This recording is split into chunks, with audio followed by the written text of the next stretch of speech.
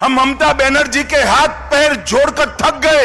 মমতা বন্দ্যোপাধ্যায় সরকার যে জমি বছরের পর বছর আটকে রেখেছিল বলে অভিযোগ, সরকার বদলাতেই মাত্র ৪৫ দিনেই খুলে গেল সেই জট। বিএসএফ ও এসএসবির হাতে তুলে দেওয়া হলো ১১২৯ একর জমি। আর এই জমির একটি অংশ ব্যবহারের কথা রয়েছে বাংলাদেশ ভারত সীমান্তে বেড়া নির্মাণ সহ ভারতের সীমান্তরক্ষী বাহিনীর অবকাঠামোর কাজে।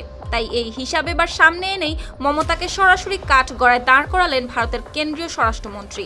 सरकार के गठन के 45 दिन के भीतर ही 1129 एकड़ भूमि जो हम 2014 से मांगते थे हमें मिलती नहीं थी, बीएसएफ और एसएसबी के लिए 1129 एकड़ भूमि शुभेंदु जी ने दे दिया। স্যান্ডেলিনা সো রূপচর্চায় আভিজাত্য। শুক্রবার শিলিগুড়িতে এসএসবির একটি অনুষ্ঠানে অমিত শাহ দাবি করেন, বিএসএফ এর প্রয়োজনীয় জমি দিতে আগে পশ্চিমবঙ্গ সরকারকে বারবার অনুরোধ করা হয়েছিল।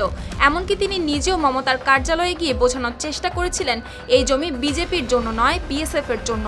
তারপরও মমতা সরকার ক্ষমতায় থাকা পর্যন্ত জমি দেওয়া হয়নি বলে তার অভিযোগ। हम ममता बनर्जी के हाथ पैर जोड़कर थक गए मगर हमें भूमि नहीं दी। एक बार उन्होंने आग्रह रखा, मैं उनकी ऑफिस में भी पहुंच गया।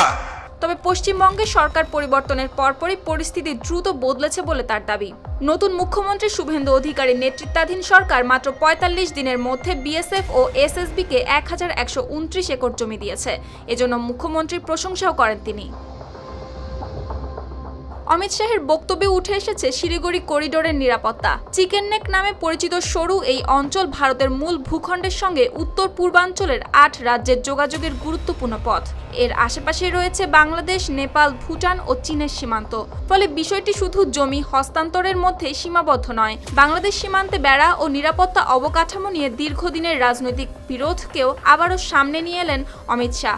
আর তার নিশানায় সরাসরি মমতা বন্দ্যোপাধ্যায়। শুক্তি রায়, RTV।